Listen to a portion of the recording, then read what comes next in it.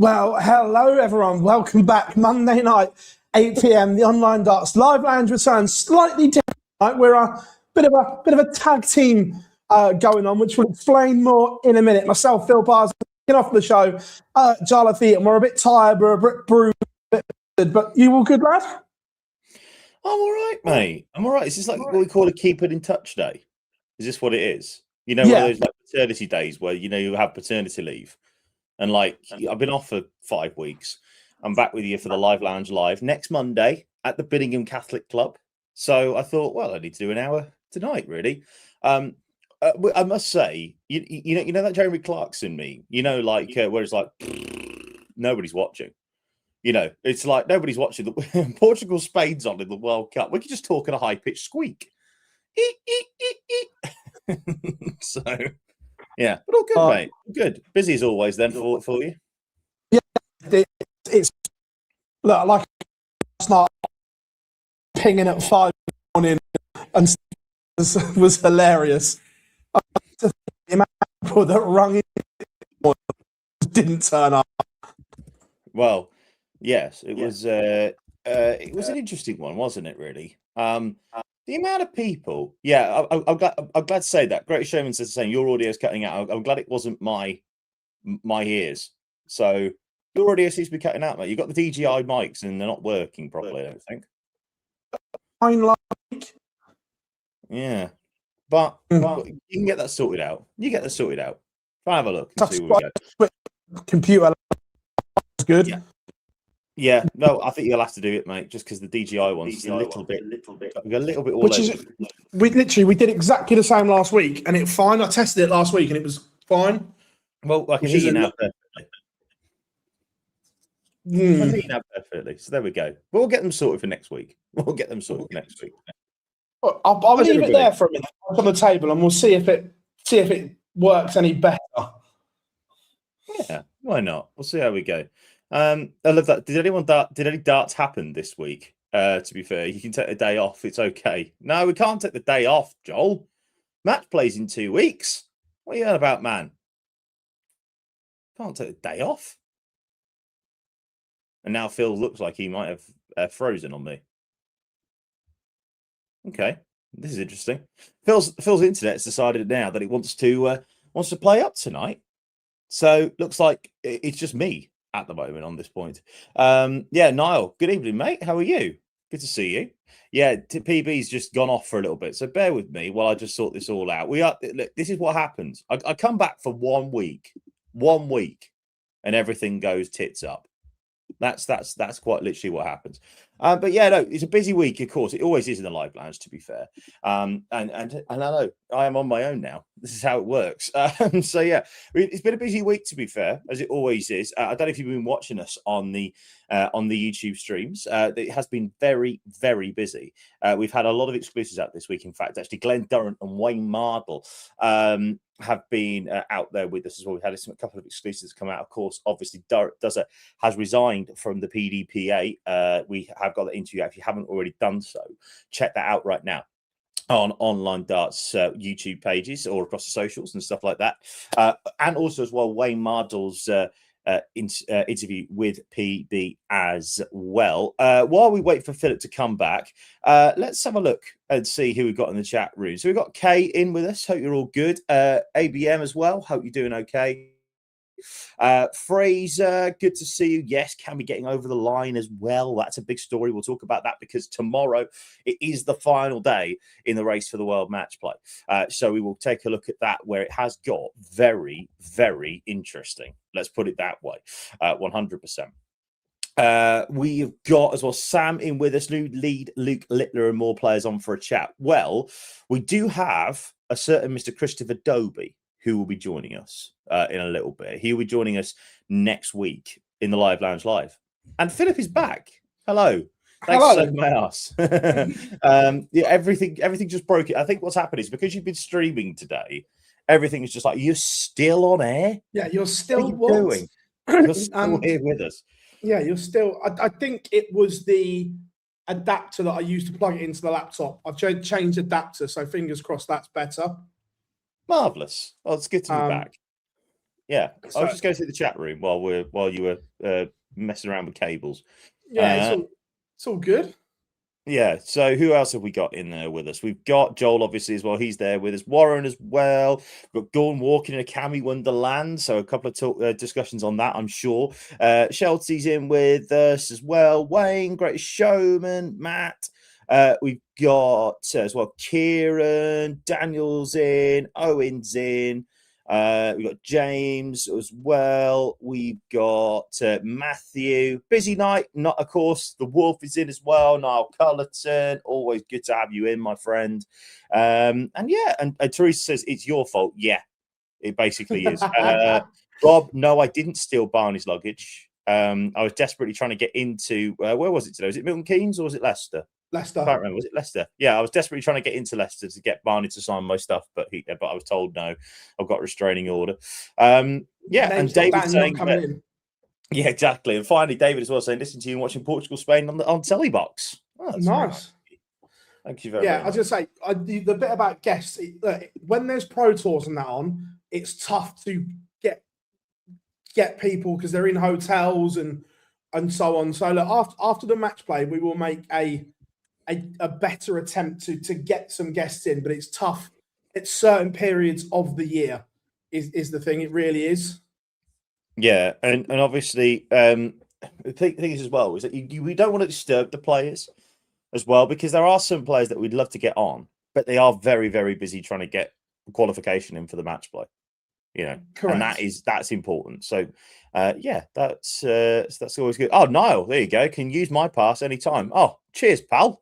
Be down tomorrow. No excuse not to get your stuff signed now, Jar lad. There it is. There, you know, that's a shame, but there we go. Yes. Look, the race for the match play today took a real twist, and Dave Chisnell has set up a dramatic race ahead of tomorrow. There is £750 between 3 players.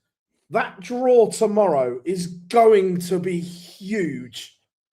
Well, genuine question here, and this isn't me taking the mick when I say this. Is this the most surprising element of the day today that Jizzy actually made a quarter-final or semi-final, in fact? Yeah, 100. Look, because there's been no sign that he still has a good game in him, which we know, but he backed it up. So is that a surprise? Yeah, I'd say so. But also as well, right? Like let's be frank, we've seen a couple of social media posts from players who might have been awake at stupid o'clock this morning watching some football match that was on, and he was one of them. I love that from Warren. If Chizzy misses out, will Trump petition Barry Hearn to have him in the field? Yes, that was quite interesting, wasn't it? Look, you can't deny it wasn't a great run, 100%. You know, that came out of absolutely nowhere. Same with David Sharp, really. David Sharp made a Pro Tour semi-final. What was going on there? 100%. And it just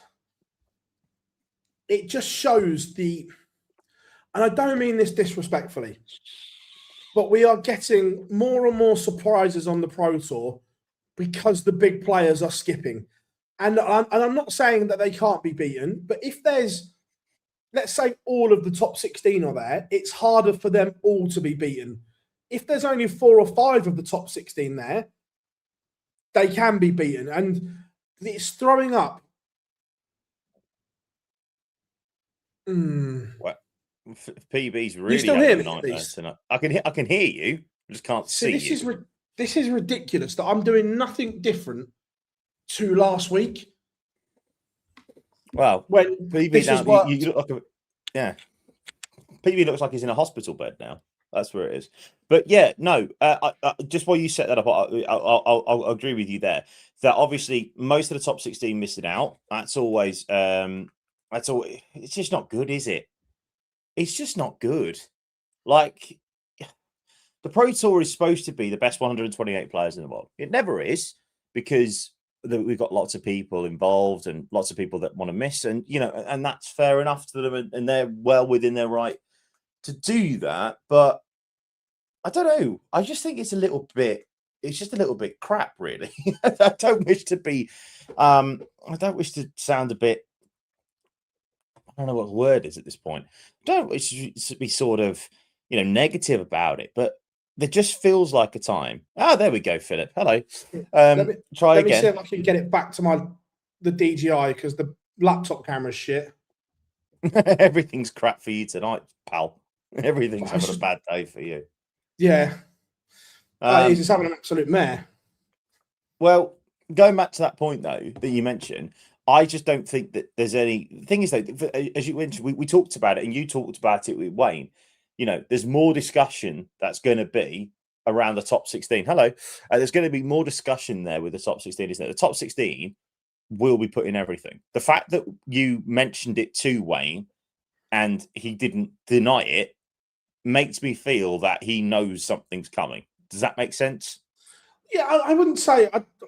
as he said, he's known Barry and Matt a long time. And look, people don't like this, but sport isn't sport these days in the purest form. It's not.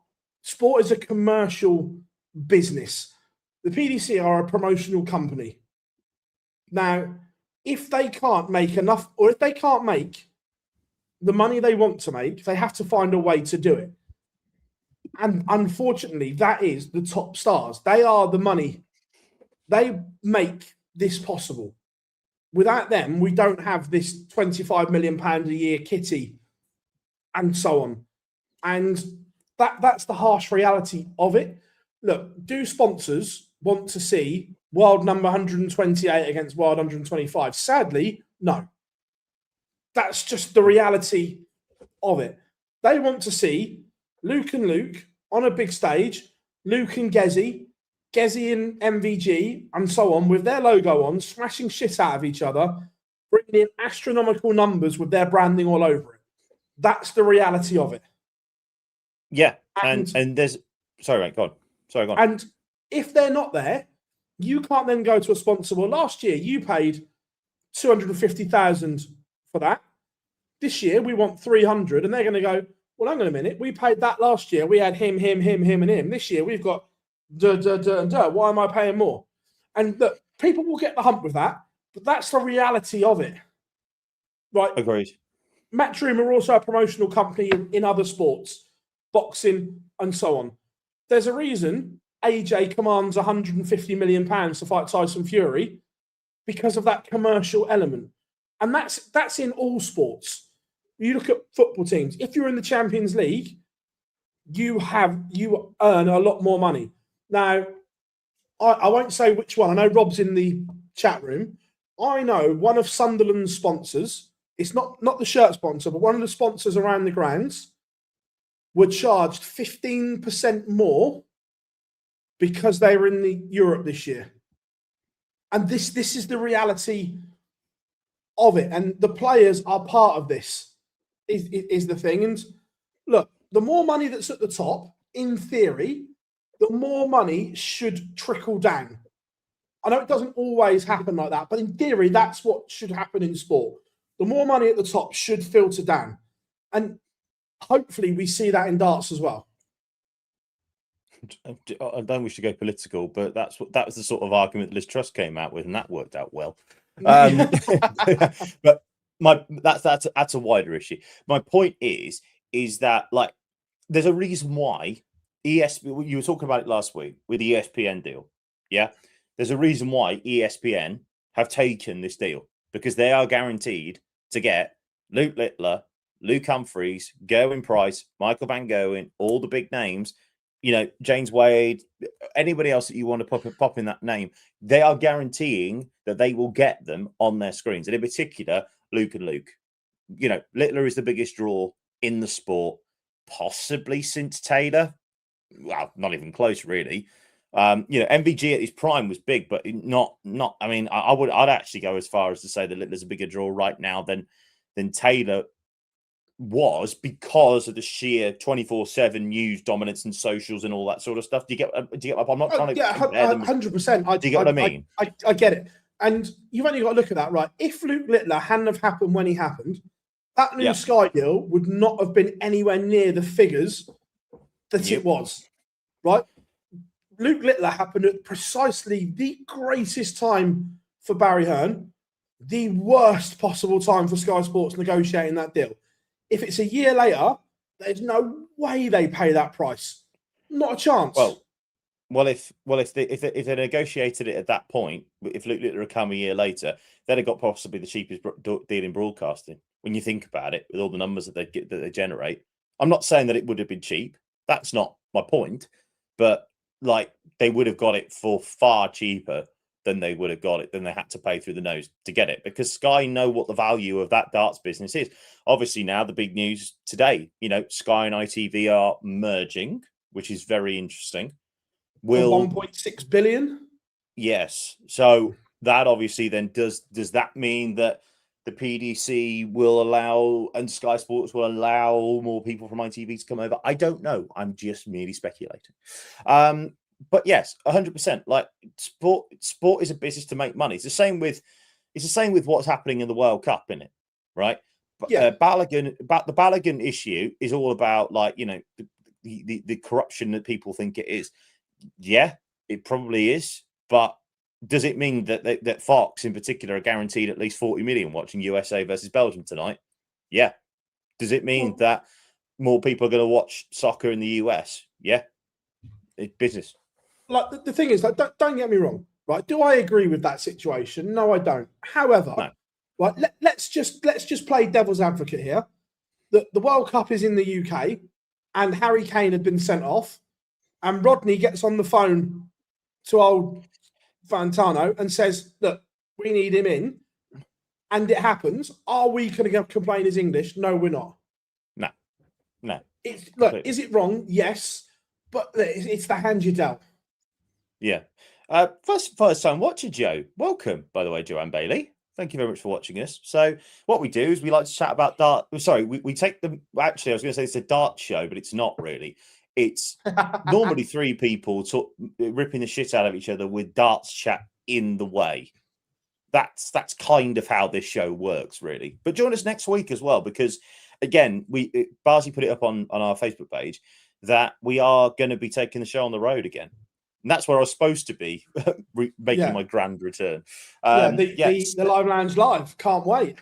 7:30. We're in the Northeast as well, which would be lovely, with Glen Durrant, with Chris Doby, and of course our spiritual Live Lounge host and guest, Chris the Ace Mason, will be with us. Can't wait to see Mace. Always a pleasure catching up with him. Yeah, 100%. And Warren, I fully understand the point about you have to be careful, and I understand that. But the problem is the Premier League causes all kinds of issues. Now, because of its 17 weeks that is relentless for these top players. Now, they cannot go Premier League, Pro Tour, Premier League, Euro Tour, Euro Tour, Pro Tour, Premier League. It physically cannot be done. They cannot do it. Unfortunately for darts, the Premier League, the money that generates props up a lot of areas on the tour. You think the prize money paid out for Pro Tours, if it wasn't for money coming in from elsewhere, that money wouldn't be on the Pro Tour. So you need those players to fulfill their Premier League and World Series and whatever commitments to raise all that money to put into the pot. Now, you can't, like you say, they cannot do it. They'd be physically fucked. So there has to be some kind of reward for these players for doing, yes, it's the glamorous work, but it also puts a lot of money into that pot. Yeah, it makes sense really from a commercial perspective, and like it or loathe it, this is what happens. I'm not being funny, and again, I've got no issue with it because it's how sport works. But this is what happens when you have an organisation that runs a sport that doesn't have a governing body, and the only way that the meritocracy, as people think there's a possibility of happening, is there's going to be a world governing body. And I can guarantee you right now, that ain't happening. That is never happening. So that's where it is. That's where it is. But yeah, it's interesting. Obviously, you've listened to the Wayne interview, and chat room, and most of you have listened to the Wayne interview as well. Do you think within the next 2 years, forget this year, for 2 years after this year's World Championship, do you think we get to a situation where the top 16 are in everything? I couldn't think of anything worse from a sporting perspective.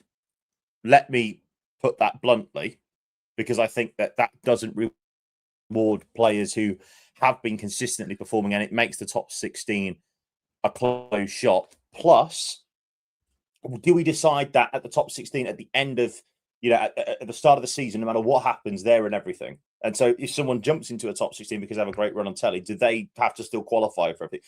That's the only thing I can see, because does it mean, like, say, for instance, right, I'll take number 16 right now, Nathan Aspinall. Does that mean that Nathan Aspinall has to go, like, he doesn't have to go to, say, a pro tour or whatever, in July or June or whatever, but suddenly, if he's in the top 16 in September, but he's outside the top 16 in September, does that still mean he gets to the European Championship? Because then nothing really changes. Do you get what I mean? No, I think if they were to do it, it would be at certain cut-off points. Like, take the match play, for instance. It's the top 16 as of tomorrow. Yeah. Is your top 16 for the world. So I think there would be set cut-off points through the year per tournament to do it. To be fair, there's only really 3 tournaments where that doesn't apply at the moment, isn't it, really?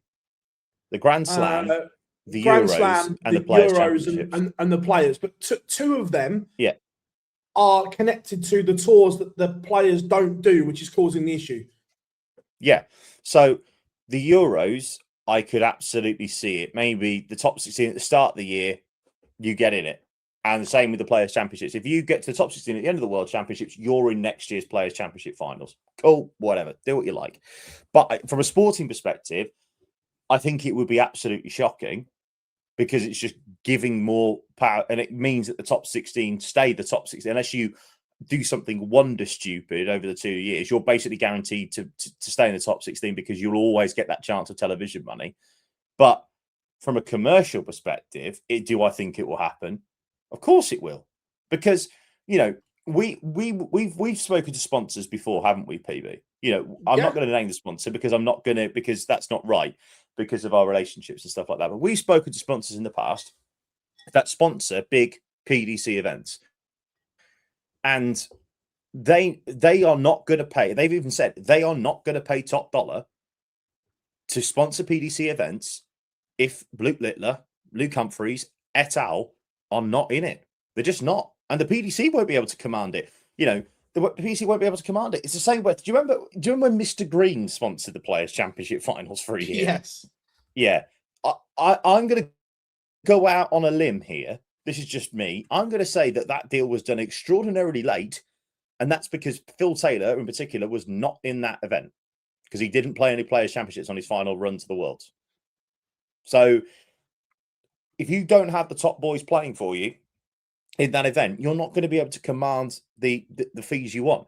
Were we massively surprised? Exactly. But Rob, that's what the point that we're making, though, mate. Like, why would any player play in the top 16 in the Pro Tour Europe? They don't have to. That's the point. Like, the PDC don't want them there. The PDC don't even really want them at the Euros. They certainly don't want them on the Pro Tour, because they want them to be fresh for the World Series and the big telly events, because that's where the numbers come in.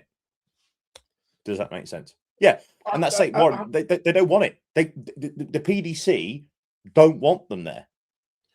They don't want them at the Euros. Matt Porter said that in lots of interviews, that he went, we don't want the top players scratching around at Milton Keynes. No, they don't. They don't want them there, because what it means is it takes away their ability to be fresh for the big tournaments where more eyeballs are on the product. So, and like I say, business is business. And this goes back to our point. I've got a couple of points on here. This goes back to a point that I made on the stream earlier, and I've said it a lot. The standard at the top in general is not as good right now as what it was. The standard has definitely dropped at the top. And you go back to what I call the glory days, 2015 to the end of 2019-ish, so that 5-year period, at the top for me was the greatest the sport has ever been in terms of depth.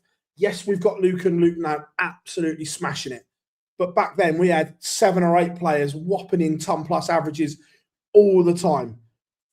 And that, look at the calendar wasn't as busy then either. And they were fresher for the big events. So how do you get that top level back to a peak? Now, to do that, the top players have to be well rested and so on. And look, do I think some of them manage their calendar well? No, I don't. And last year was a prime example. Some of them didn't play enough darts, and I'll fully admit that. But there has to be a balance and a blend somewhere. I know, Warren, you said that ends in May, but right, so I'm just having a look here now. Come the end of the Premier League, right, we've played 20 out of 34 Pro Tours. That only gives them 14, which is a very short window and a lot of pressure added on top. The Euro Tour situation, by the end of the Premier League, we've done 8 out of 15, over half. So that condenses it down an awful lot. The thing is, as well, is that, of course it does, but Dave mentions about the fact that, like, surely they can do less than 10 Pro Tours a year and do enough to qualify. PB makes this point eloquently, that the thing is, particularly on a Pro Tour, and to a certain extent the Euro Tour, certainly round 2 and 3, anybody can be beaten in a best of 11. Anybody can. So because anyone can be beaten in a best of 11. Exactly. So that's where we are. But if they need rest, why do they do so many exhibitions? Well, the simple fact is, Bib, is because they get paid way more than they do to be on a Pro Tour.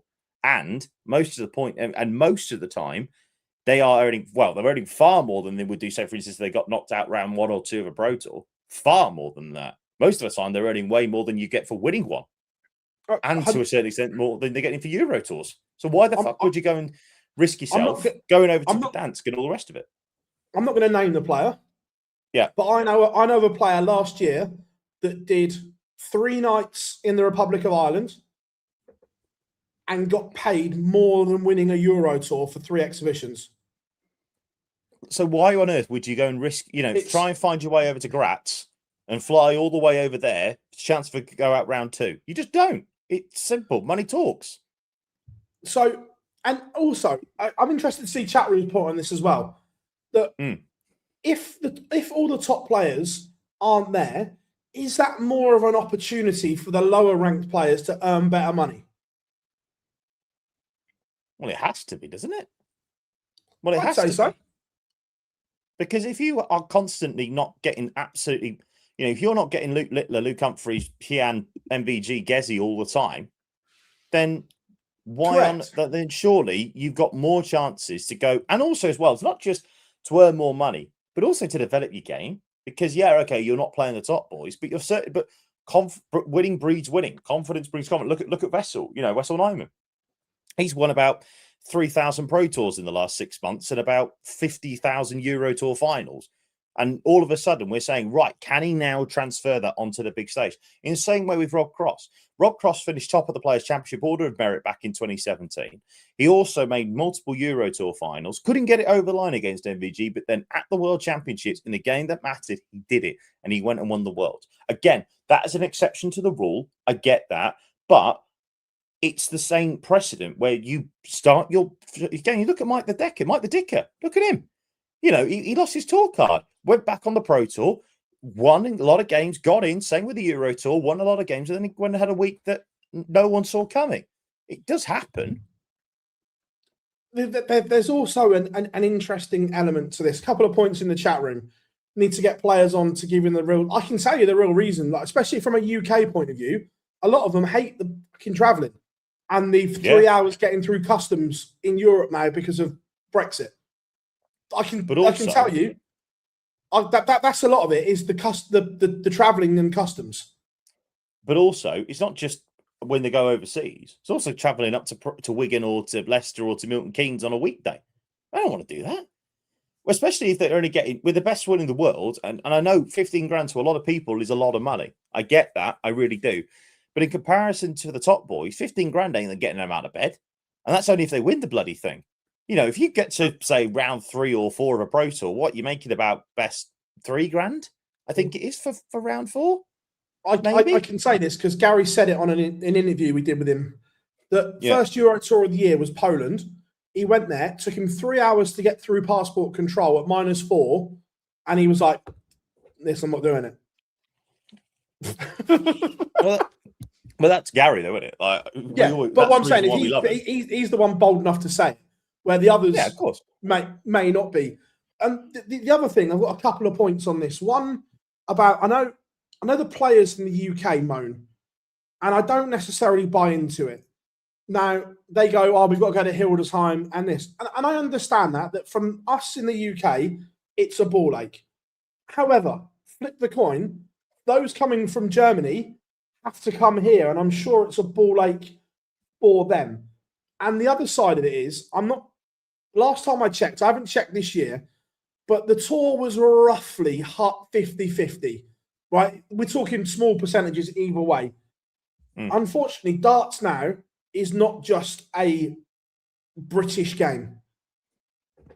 Yep. So we have to accept, and players have to accept, that there are going to be tournaments around the world, and you're going to have to travel. That's the bottom. Yeah. The bottom line is they're going to have to accept that, because although coming from the UK, yes, we think it's shit that we've got to go to Rosmalen and Hildesheim and wherever else they're putting them.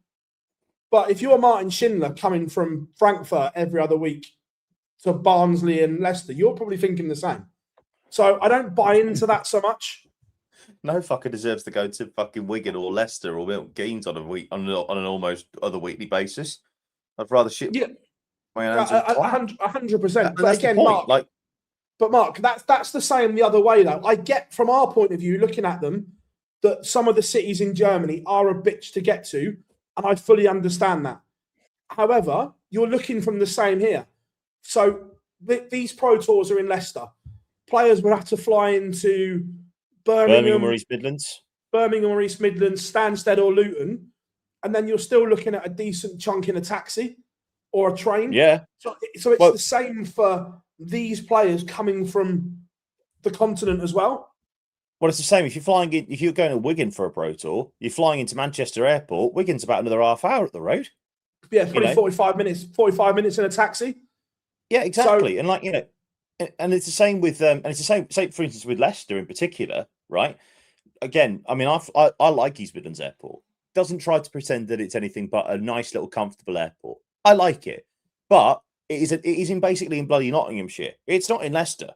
It's in Leicestershire, but it's the arse end of Leicestershire. It's the other side of it. You've got to go round the houses to get out to get into the centre of Leicester from East Midlands Airport. It's a minimum about 45 minutes to an hour. You're basically in Nottinghamshire. In the same breath, with Milton Keynes, there's no fucking airport that's anywhere near MK. If you fly to Luton, that's still a good half hour. Oh, I did it this weekend. I went down to Welling Garden City. It was past MK and it's past Luton. It's still about 45 minutes to get from Luton Airport down to MK. Well, but Mark, that's the point though. Hildesheim over an hour away from the nearest airport after 2 flights to get to it. Yeah, and that's fine. But it's still when you're flying over from Germany or from Amsterdam, if you don't get an airport that goes directly to, say for instance again Leicester, to go to East Midlands or to Birmingham, you're still looking at an hour and 15 minutes. Even if you go from, it's the same coming. We look at it very much from a UK point, and the players do. Yeah, and I get that because you're only interested in yourself. But when you're looking at the overall picture, it's the same for both. That I'll tell you what I'll do. I'll talk about this weekend's Euro Tour from a UK perspective. Where are we this week? Leverkusen. I don't know of a single airport that flies into Leverkusen directly. I don't think I've looked at it. I've looked at it on Skyscanner. I can't. If someone's got it in the chat room from the UK, let me know if there's an airport that directly flies into you. Yeah, that flies into Leverkusen. So again, but for people who live in Germany, it's not far. It's a couple of hours on a train, and that's the sort of trade-off that we're in. The whole the darts is becoming more and more of a global game, and it's not. Yeah, exactly. And Johnny's right. Thanks for a cold 20 minutes away. Okay, cheers, Mark. Thank you, mate. But Big Johnny, as always, thank you very much for stepping in for the last couple of weeks, mate. Very, very good of you. But yeah, you don't get Rory and Scheffler turning up to every PGA event. Absolutely, you don't. No. Is it? It doesn't. Oh, I was there a couple of weeks ago. Very nice. But this is what we're saying. It's the same when those German players come here, though. That for them, they've got to get to an airport and then it's an hour taxi or so on. So we look at it very much from a UK point of view, which I get. But I think we need to look at it as a bigger scale is the thing. And look, I do think no prize money for round one doesn't help. I think exactly that. If that, and I think I mentioned this last week, there's a new German tax as well that players are losing or being if you win in Germany or if you play in Germany, you've got 15% German tax as well. Wow. Yeah. That's ludicrous, by the way. I don't know that because I was chatting to some of the Premier League lads that were taxed and they were like, yeah, but I didn't win any money in Germany, but they were still taxed. Mental. That's ridiculous. Warren there mentions about the fact that that they have to play a minimum number of PGA Tour events. Yeah, but so do the players. The players have to play a minimum number of PDC events or Pro Tours. Well, no, if you don't, no, in terms of, right, if you don't play a Pro Tour in your for a year, they basically take your card off you. That's only for the new tour card holders. Once you're past that 2-year threshold, there's no where I think the PGA players, like Rory, that's still been on the tour for years, has to play a certain amount. Yeah, I don't know. It's just a bit weird, to be brutally honest. I think that thing is like I say, darts has become such a global game now that we have to think of other countries. It's not just what we want in the UK. Yet, and the UK isn't exactly the major force. Of course, it's still a major force in darts, but it's not like the be all and end all like it used to be. If that makes sense. Yeah. I mean, you know, yes, everyone goes to EUQ school because it's supposedly easier, but still, they get more entries. It's really interesting. I'm actually on the side of the top 16 are in everything. There's a caveat to this though, that one, I'd want to see minimum like a first round losers money, which everyone knows. And also I think that there should be a minimum. I think everyone should play a minimum of, I say Pro Tour events in one, where I'm not saying you have to play X amount of Pro Tours and X amount of European Tours. You put them all together, that you have to play in a percentage number or whatever. For me, Barzy, we've got a surprise guest. We've got a surprise guest coming in. We have a surprise guest on the show. Literally logged into the back. We didn't think he'd be here. I think we need to have the time for our guest thing coming on, and we will come back with our surprise guest.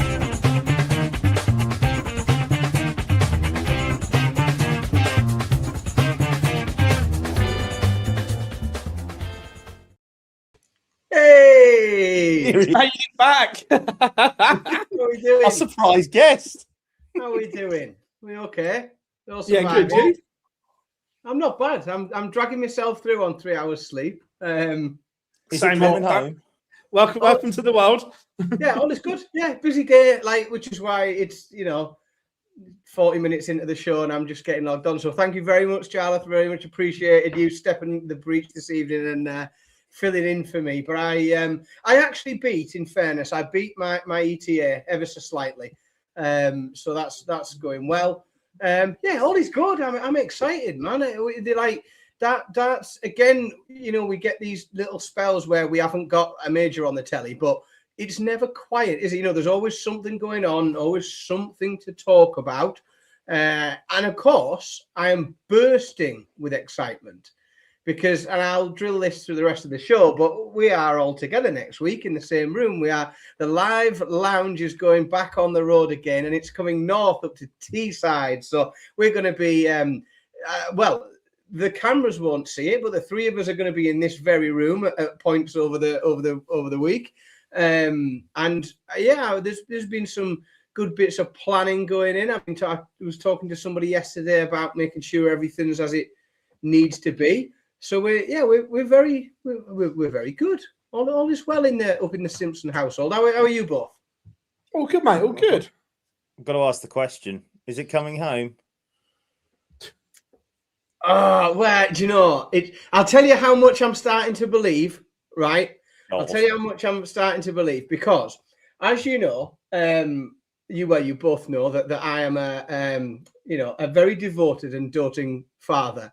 Especially and part of those duties extended to very football keen boys. Now, I of course will be with Philip the night of the World Cup final, and we will be in Blackpool. But the idea that England could win a World Cup final and I couldn't watch it and share that experience with my lads is very difficult. So today, the contingency has been put in place. The bookings and travel plans have been made so that the boys are going to be about 40 minutes away in Southport that weekend. So if we get that far and I can have them, I can get them up to Blackpool very conveniently and have them with me. So that's how much I'm starting to believe is I'm now actually starting to make plans around the fact that it could happen. Do you know what? I know we're supposed to be a darts show, but you know how much I like to take the piss. It is good fun and good banter. Sport. However, I don't like admitting this, but I genuinely thought last night was one of the best England performances I have ever seen. Ever. Literally ever. I think, the way I described it to somebody today was that if England weren't involved and I was just a neutral fan, then it's probably the best World Cup game I can remember. It's certainly in my top 5, of World Cup games ever. Obviously, England being involved makes it that bit stressful, so you can't really truly enjoy it. But yeah, I have now made provisions so that if we're in the final and I'm in Blackpool, the boys are booked in to be sort of within 40 minutes, and if England make it to the final, I'll be able to see that happen with them. So that's how much I'm starting to believe. I've actually started to plan. Are we allowed to say yet what the contingency plan is for the PDC for the World Matchplay? I was talking about it on the stream today. Right. Okay. As in, I don't think they've 100% concreted it yet, but I think that Sunday session gets knocked. Yeah. And it's just where they relocate that Sunday session. Would they not put it?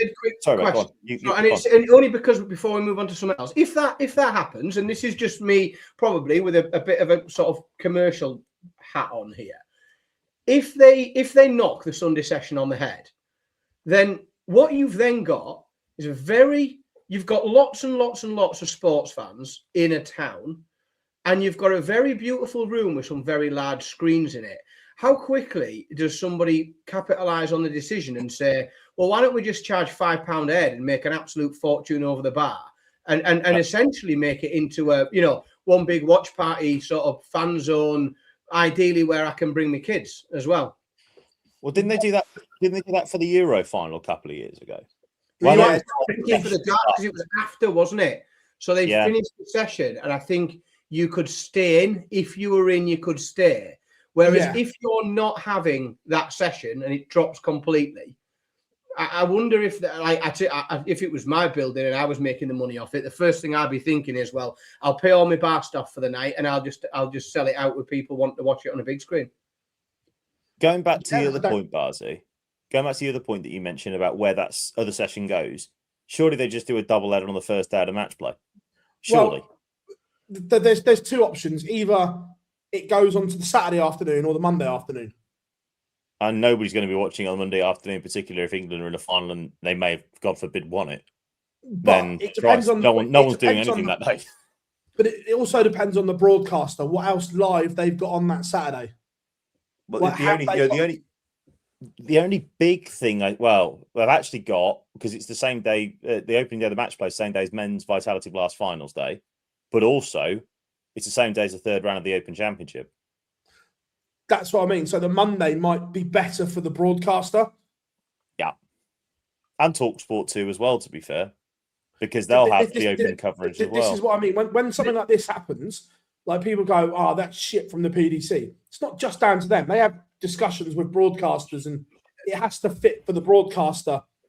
The other challenge, I suppose, is reusing those tickets, because, like, we're talking majorities here, because there's always going to be an exception. There's going to be hundreds of exceptions, isn't there? But if you've planned to go to darts on a weekend, say Sunday evening, I think there's a better chance that people can continue to utilise and uptake those tickets they've bought on a Saturday afternoon than they could, travel a day earlier.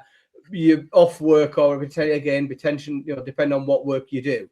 But a Monday afternoon is a disaster. Now, I know it's early in the tournament. We're not talking the real key important matches, and you can be very careful about how you schedule who and who's on that session, can you? It is, yeah. But I agree with what Rob says there. For the fan that has a ticket, yes, it could be shit.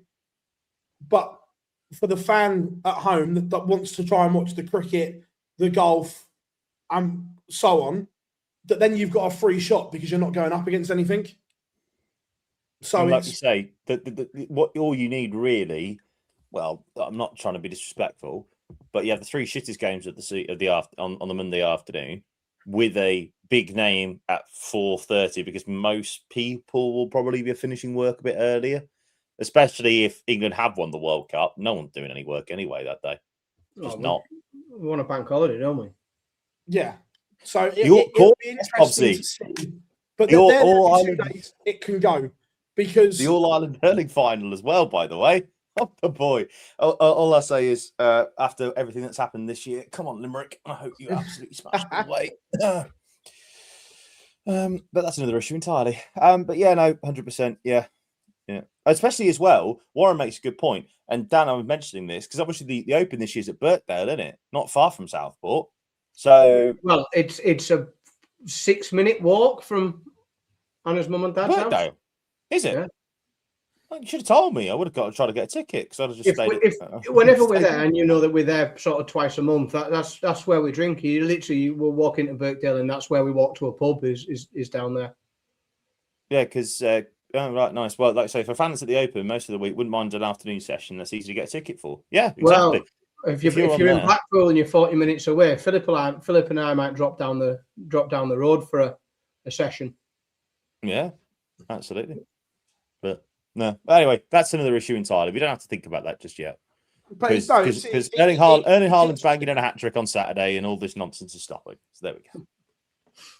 No, look, it's interesting. Going back to the point, I thought it was a really interesting point that Wayne dropped. I know that's how we come on to all this. That I thought Wayne nailed it brilliantly, as he generally does.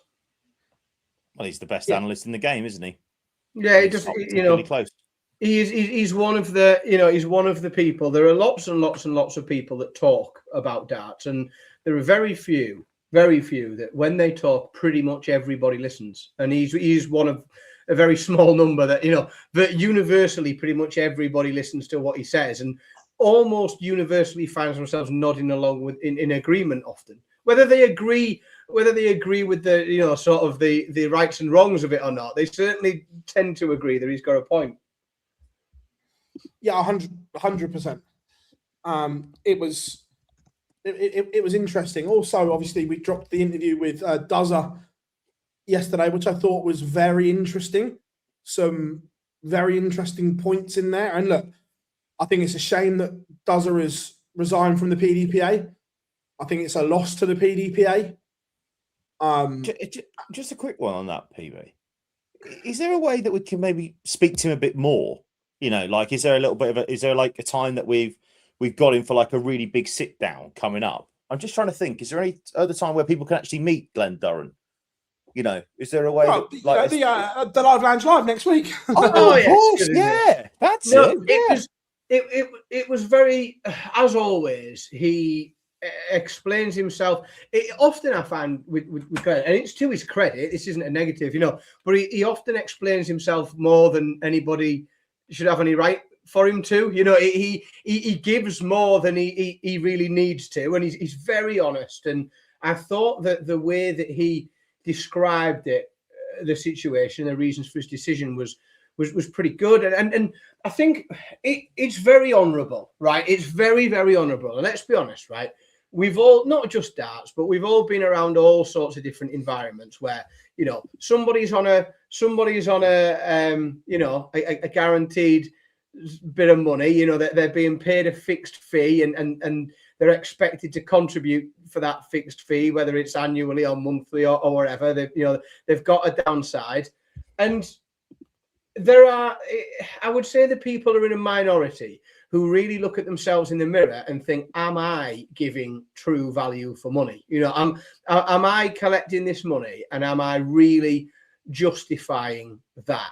Or am I, you know, collecting the money and not giving enough, or not adding enough value back in? And, you know, we know from the conversations we've had with Glen, he is one of the busiest people in darts for someone who isn't a professional dart player. Like, he is all over the place all the time, and I think I'm probably not wrong in saying that for everything Glen says yes to, he probably says no to 2 things as well. You know, his diary could be triple as busy as it is, and I think it's quite noble to be able to look at the fact that he doesn't think he can add the value that someone in that position, in his eyes, should, and has decided to step away. And I think there are people that make those type of decisions are in the minority. I think there's a lot of people that are happy just to pick the guaranteed money up each month and do the bare minimum for it. So I think it's really noble. I think the challenge for the PDPA is how to go forward, you know, in Glen's absence, and who fills the gap that he filled, and who, as Glen says, you know, he didn't think he was doing a good enough job of it. Well, what that tells me is that there is a job to be done. There is a job to be done there. And he talked, you know, about communication and getting information out to players, and, you know, he talked about that, and the work is still there to be done. And I don't know what then happens about moving that forward. And there's as you know, we move into a professionally, there are new doors opening every day, and where Glen talked about a booklet he developed, and in lots of environments that wouldn't be a booklet anymore, that would be an app.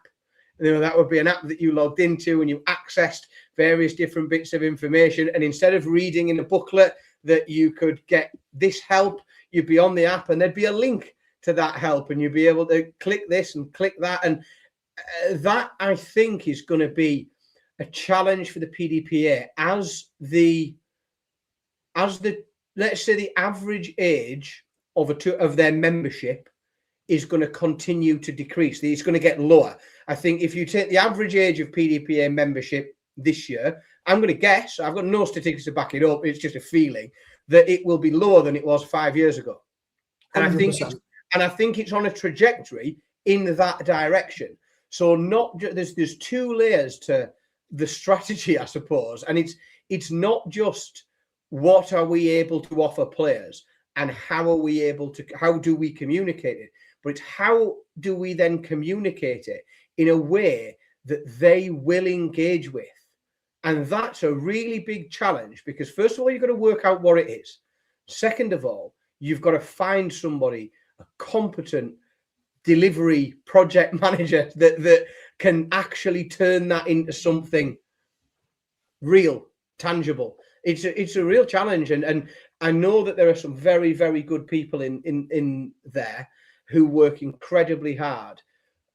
I think what's going to be a real challenge is those gaps there, not the willingness and not being able to get around a table and have the ideas, but understand really what the challenges are and why those challenges are there. Is it that the membership pool is getting younger and we need to find different ways of communicating with them? Is it that you need to make it as easy as possible for people that need instant gratification, so that, they need to use their phone in their hand and they need to click a link and they need to have the same login details across all the different support services so that everything pulls through? And you've got to make it easy for people, because people generally more now or less so now than ever before, are going to go and put the hard yards into, especially seeking help. So just my final point on this, because I'm going to sheet off in a minute because I've got to go and do my other podcast shortly. Biggest issue is that I totally agree with what you're saying, mate. But it's also a case of, do the PDC actually want the PDPA to be something? Because if they don't, then they can just hire anybody else, right? They'll just hire some other ex-player that'll come in and be the chairman or the president or whatever it is now, or the chief exec, and status quo will remain happy days. But if the PDC actually want the PDPA to be something, I agree with what the Greatest Showman has said in there. Maybe someone who isn't a known figure would be a better move, rather than. Do you remember when? Okay, I'm going to cross sports briefly here.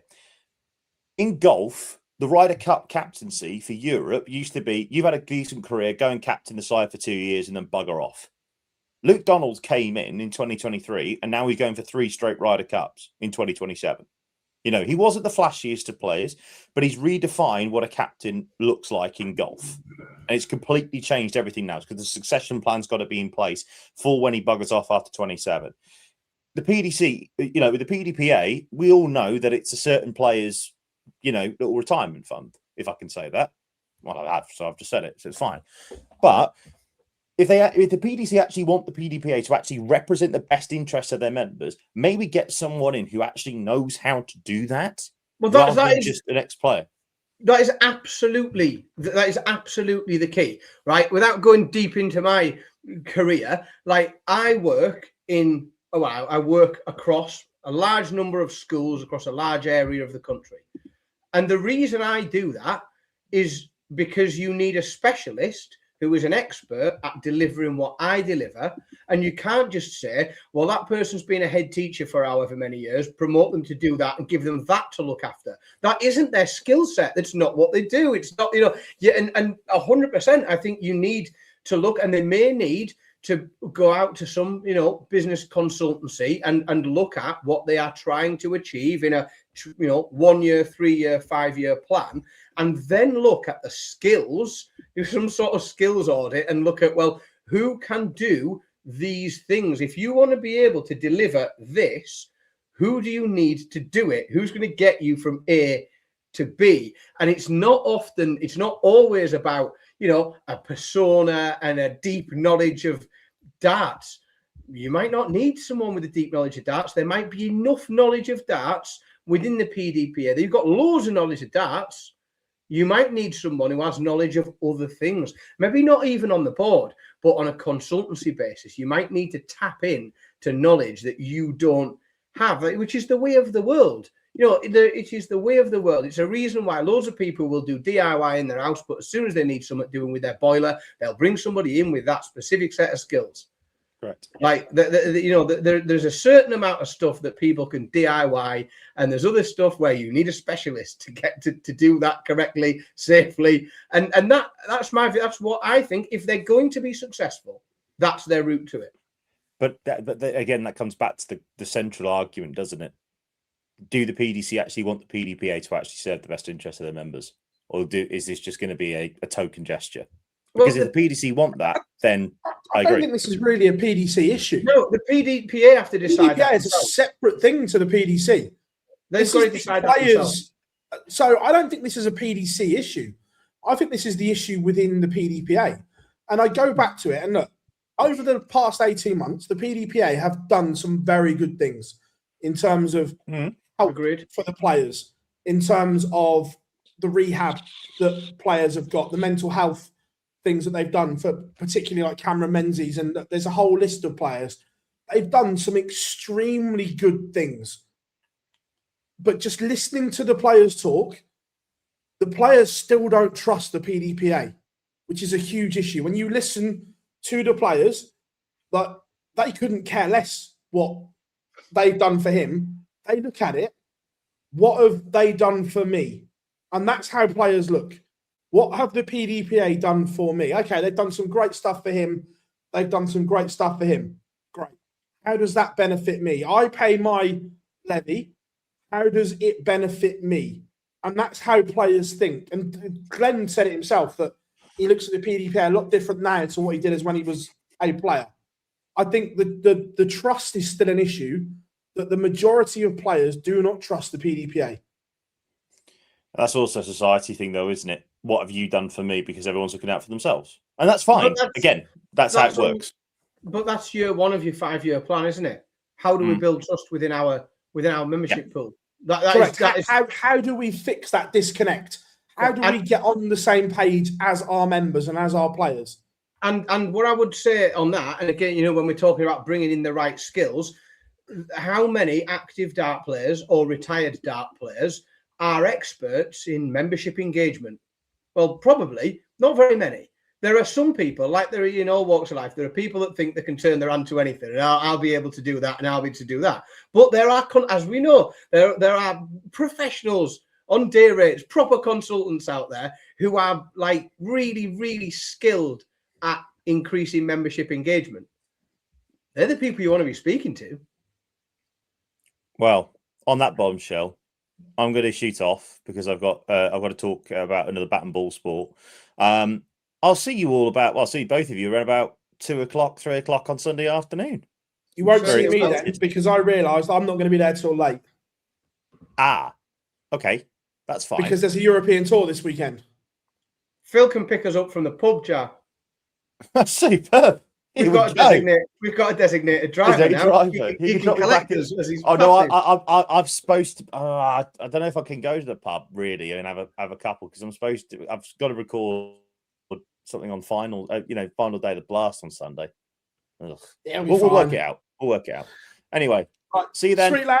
Goodbye. Bye. Goodbye. And in 3, 2, 1. Hi, Jolliffe. Thanks for being in the Barney Army. Well played.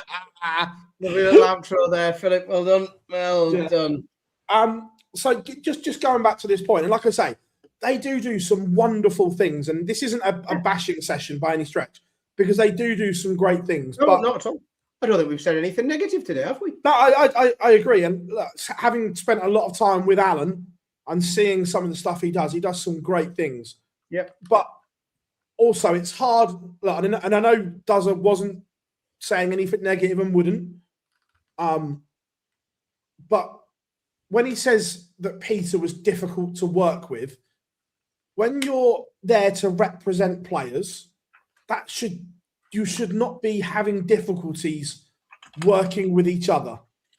That seems very counterproductive and so on, that you're effectively all there for the good and trying to drive stuff forward to help players, make players' lives better.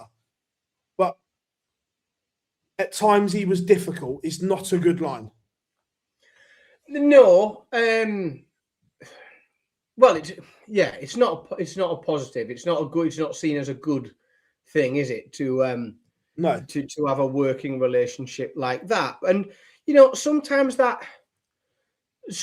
that's not a barrier to progress. Like we've all worked with people who are difficult and hard work, and people who we probably wouldn't choose to go for a pint with, but we have often collaborated to an end goal, and I go to work and, do I think everyone I work with is my best mate? No, I think, it's difficult. And you have to work at those relationships. But the fact that someone who is very good at their job has walked away. Yeah, that's the difficulty. Is when is if and when it becomes a barrier to things progressing and people being and other people being able to be effective. And if it stops people being effective, then that's when it becomes a problem. That's when it becomes an issue. But yeah, it'd be interesting to see. I think it will tell a lot, or it'll tell me a lot about what the long-term intention is for that organization when we see what happens next. I don't know if they'll appoint anyone. And if they do, it'd be interesting to see who it is, because I think we'll learn from that what the goal is and if they've really thought about a lot of the things we've discussed. Yeah, I agree. And look, we know it's difficult. We're not saying that they're going to get stuff past the PDC that the PDC don't want. We get how that works. But they've got to come out and fight their corner more and say, we put this, this, and this forward. And the PDC said no. Because the players don't see that. They just think that nothing's going forward. So if the authority if the authority is not interested or doesn't want the changes that you think are best for your members, you have to come and say that. Yes, and that is part of that membership engagement, isn't it? Like you can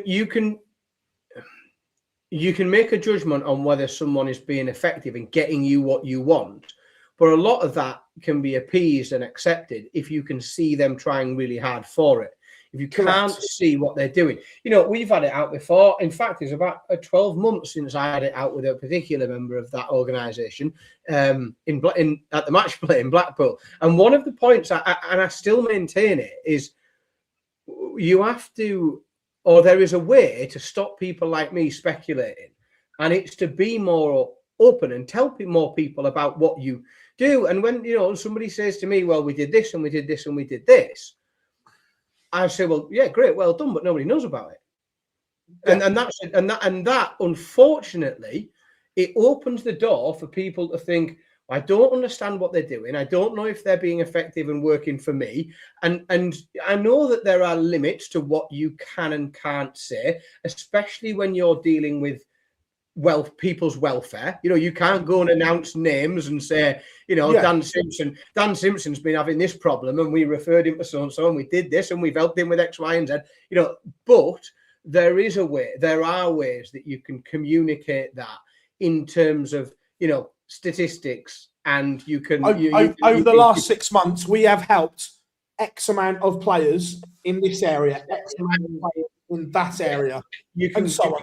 You can completely anonymize case studies of how you've been effective and you've done things. And again, we learn these things, and I think my first thing was like, well, shout it from the rooftops. Community, tell people like us. We'll tell everyone that we speak to. Tell as many people as you want. And that's where you will get people going out and sort of doing some of your work for you, because that membership engagement and that realigning where people set their expectations as to what you can give and what you can offer, a lot of that, let's be honest, is word of mouth. It's people sat around chatting. So when you do start to get people to understand it, they then talk to other people and over time, it doesn't happen overnight, but you can change that perception. You can engage people more, and when people are more engaged, you can be more effective. You can get which is where Alan's done a great job with a couple of sit downs with us when he's come on, and we've done a sit down. And Alan's done a great job at that. He really has. I think the way Alan has conducted himself has been incredible. Well, he fundamentally changed my understanding of that.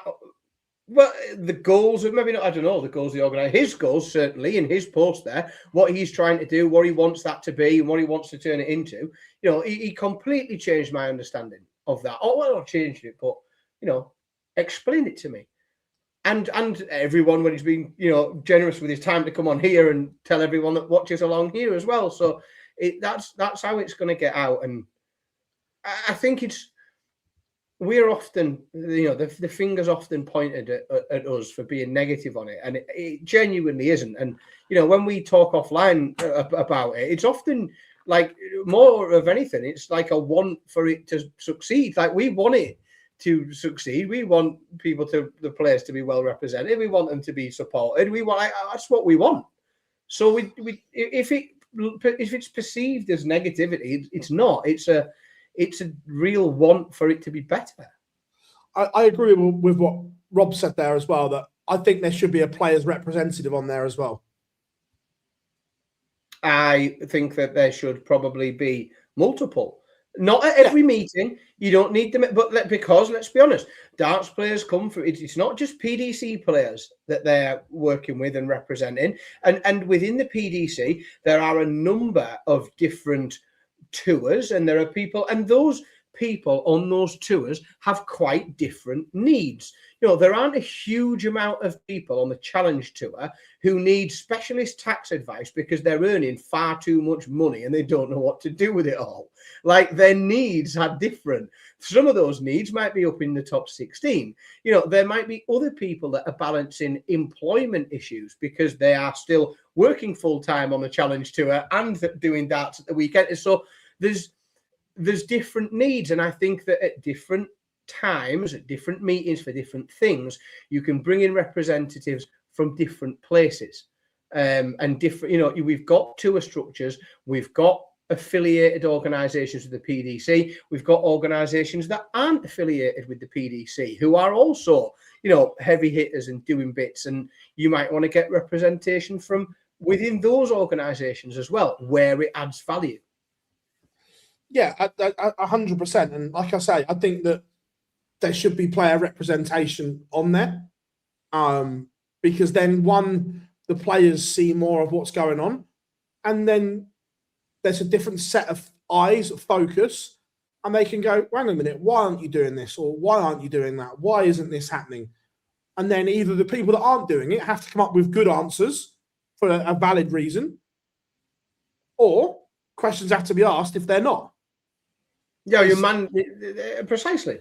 You're accountable to your members. Yes. Where at the moment, yeah, and I agree with Rob. I think it helps bridge that gap, because at the moment, Glenn said it multiple times, the disconnect is real. Look, the players don't trust, and I get it. That also, when look, the numbers are there, Glenn spoke at it. When you've got that large sum of money sat in the bank, which is technically the players' money, it's not your money, it's the players' money, is not a great look. That levy that they pay is their money, and are you using it correctly? And that is where, you know, you're always going to come under scrutiny, and no matter what you do, there will always be people that don't think you are spending that money correctly, no matter what you do with it. If you put the whole lot, if you said darts is running perfectly fine, we're going to put the whole thing into food banks, like there'd be a load of people that go in two-footed on that as well. Like, no matter what you do with that, that's what happens whenever, and that's why every single person in Britain that pays tax has to get or has a say in how badly their tax is spent and how it's not spent in a way that they think is the best way. It's the same thing. No one's ever going to agree with you completely. What you have to be able to do, which is what all governments of the world, I suppose, attempt to do, is to make sure that their spending of that money stands up and is defensible. And even when people disagree with it, that there is a logical explanation of you being able to say, well, we put all of this amount of money into this, and we put this money into the NHS, and we put this money into building aeroplanes for the army, and we spent this amount of money on this, and we spent this amount of money giving it to benefits. And everyone else will come in and then say, well, we completely disagree with that, and you should have built 3 times as many tanks, and you should stop all those benefits. But at least it stacks up, and that you are presenting a coherent plan. Like, we've got this money, and we're going to use it in this way. And if you don't like it, if you don't think we're getting it right, then come to the next meeting and propose a different way of doing things, and we'll analyze and look at that. And that level of transparency, I don't think is there. And if I'm wrong on that, then I'll put my hands up. But I don't think, whether or not there is, and some people might say, well, the players aren't interested. They know that's money taken from them, and they know they can't have any influence on what happens to it, so they're not interested. Well, again, that's where you come back again, is where you got to get them interested. You've got to find a way to make it interesting to them, or at least most of them, or some of them. 2 or 3 would be a start. Yeah, no, I agree. And I hope that we see Glenn back involved in some way, because I think it is a huge loss to the organisation, to the players, that he has chosen to walk away. because he's probably more active than most. It is, but it's difficult with somebody like Glenn, and we've talked about it with lots of different people when they retire and get busier than ever. Is that the loss to one area is the gain to the other, isn't it?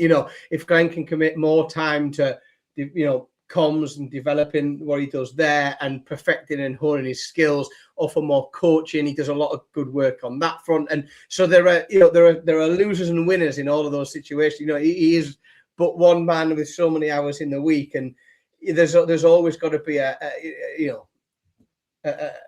payoff. You can't just keep doing everything and going 100 miles an hour because you'll run out of steam and time.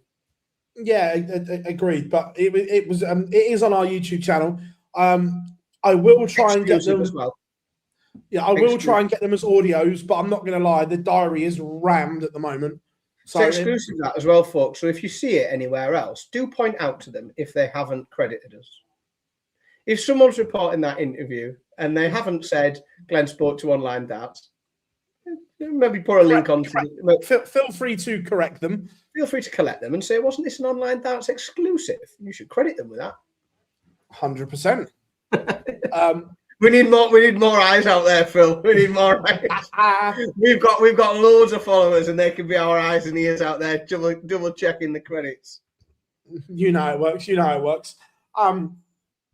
So yeah, plenty more content as well coming your way over the next few days. I'm gonna try and get a couple edited tomorrow before streaming. Is the plan? Fingers crossed.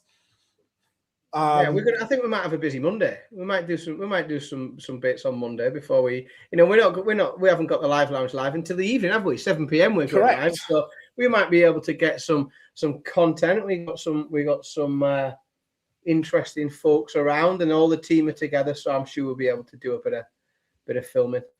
Yeah, we'll be able to do something for you guys. 100%. What other changes do you think we could see coming in the next couple of years? I know we've spoken about the top 16 thing after Wayne spoke about it, and I thought spoke brilliantly. What other changes would you like to see, or do you think the sport needs to make to get to that next level? I think they're chat room as well. Get involved in this. Whilst you're there, click that like and subscribe button. Yeah, send it to the family WhatsApp chat. Tell them all to tag along as well. Get them subscribed. I think it's two very different questions, that, because I can answer very broadly, like what could happen in the coming years. And I'll be really honest with this. I think all bets are off at the minute. I genuinely think all bets are off in terms of what we can see from the PDC. And I'll tell you for why. Whilst nobody, I think, knows the true detail of this, but there is competition, heavy competition, to other parts of Matchroom's income sources, their big revenue stream. The world of boxing, the sharks appear to be circling around, not just Matchroom, but the more established old guard of boxing promoters. There are obviously a number of new hats in the ring. There are people making temporary allegiances and bouncing around, and fights that may happen and fights that might not happen. And I think if I was sat in Matchroom and said, well, where's my most stable income? Where's my most stable? Where's my lowest risk that gives me an incredible return? It's darts. So I might want to think of doing everything I can to make sure that I protect that and maximize it. So with that, I think at that point, all bets are off. I think we could see anything and everything in terms of events and changes to events, changes to venues, changes to locations, changes to production. I genuinely think all bets are off over the course of the next few years, because I think darts is going to continue to develop and grow. I think we're pretty much guaranteed that we're in that cycle where we're due a change to the Premier League. We know that there's a change on the horizon. We're pretty sure that we're gonna get one. In terms of what changes I would make personally, I think Bobsy's mentioned it in the chat, is I would rework the ranking system, and I would keep everything the same as it is, other than I would allow 100% of the value of the last 12 months to date and 50% of the value of the 12 months before that. I'd still have a 2-year ranking system, but I would take 100% of the last year's and 50% of the year before.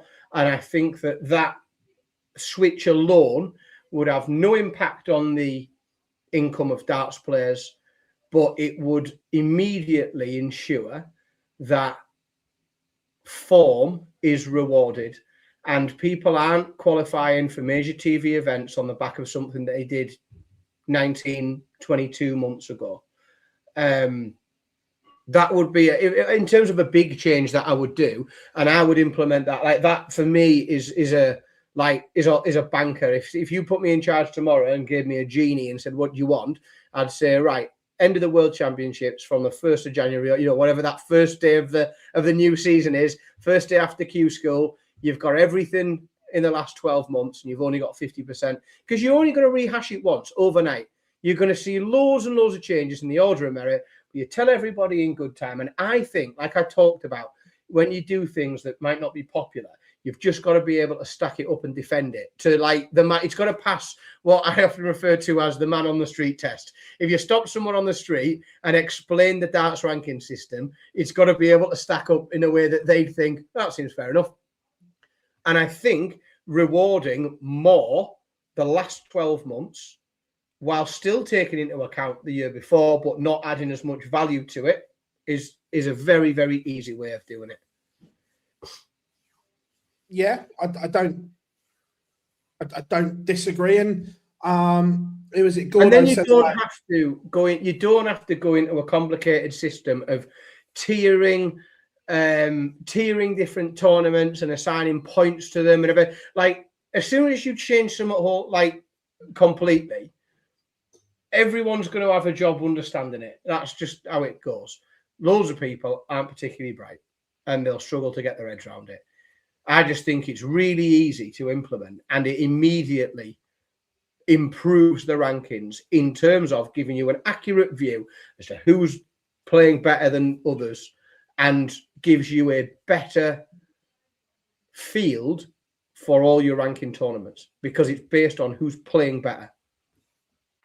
Yeah, and again, look, Gordo says that I'd love to see the Euro Tour on free to air, but someone's got to have to pay for that because the PDC aren't going to give it away for nothing. Why would you? It's your content, it's your business. You're not going to give it away for nothing. Someone's going to have to pay.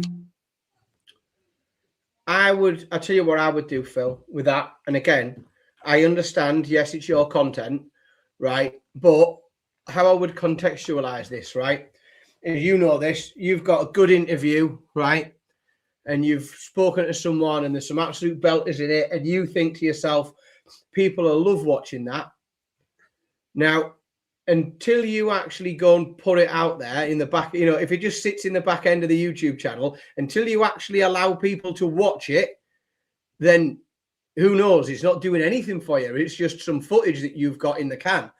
But they know the Euro Tour does numbers on PDC TV. They look at that data and they're like, we charge X amount a year for this. We know we're getting this amount of viewers. Yeah, I know. I think they're not going to give it away for nothing. I think when they know it's making that on there. Yeah, I think PDC TV is safe as long as they use it as a mechanism by which to allow people early access to tickets. And I would, again, when I said all bets could be off, I wonder genuinely how that would roll if you went to a broadcaster and said, look, I'll give you it. I'm not saying maybe for free, but I'll give you it at a knockdown price. You know, I'll give you a quarter of what the value would normally be, and let someone take a roll of the dice on it. Because a lot of these things, like, you know, Phil, especially the way darts is watched and growing, is if you got it out there for a year and people enjoyed it and watched it and the numbers did really well, year two is your negotiating year, isn't it? You go back in year two and you might not offer it at a quarter of what you think the value is, but you might offer it at half. And then it goes and it goes and it builds, and it, you know, and I don't, and by the end of it, if it works, you have got a really big market where you've got a very, very good product, well produced, already content that you've got there coming out of the pipe, and you've got more people engaged and more people watching it. And then you can command higher advertising. You know, that's the other thing is, and I know that there's a difference, you know, but I expect that the moment you're on free to air, you can go back and start renegotiating advertising and sponsorships and logo placements and all the other good stuff, can you? You know, if you're going out on a free to air platform rather than behind a paywall on your own website, you've probably got, you know, more command of that negotiation when you're looking at sponsorship. So yeah, there's good and bad, and there's, you know, at some point perhaps a risk needs to be taken. But I think we know the PDC are people that take risks, aren't they? You know, they will roll the dice on stomach. They'll give something a go, and if it doesn't work, you go back to PDC TV, don't you? Because really, how many people are going to cancel year one their PDC TV because the Euro Tour is on free TV? I think the one that works, or no, there's two, and it's not necessarily free, but most have got it, is Prime. Yeah. Or Netflix. If you can get that Netflix audience, which is huge, could be a real way in. Yes. The benefits with them is that everybody has them. Right. Correct. So you aren't having to get people to pay and subscribe. Generally, by and large, people aren't going to go and pay and subscribe, which is the reason why, and everyone rolls their eyes when we start talking about wrestling, right? But the reason why WWE is doing better numbers in the UK than they've done for a very, very, very long time is simply because they stuck it onto Netflix and everybody's got it.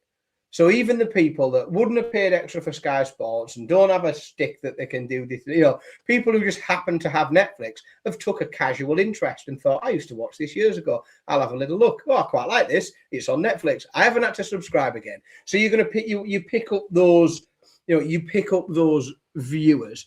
And it's easy for people to get to and find. What you've also got with those as well is you've got that ability to create.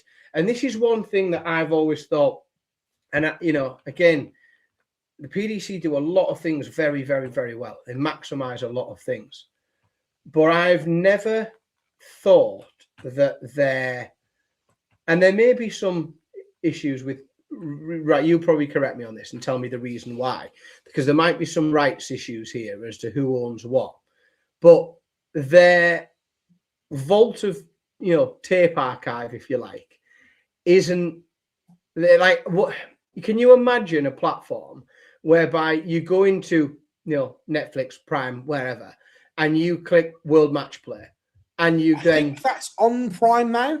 Click through years, you know, where you go through, what's 2025, 2024, 20, and you go into that year and you pick your session and you can find whatever game you want to find whenever you want. You know, those archives of, you know, Premier Leagues and everything else, like they surely are just sat on a server somewhere. And I think they could be beautifully presented. Didn't the archives go on Prime, or I made that up?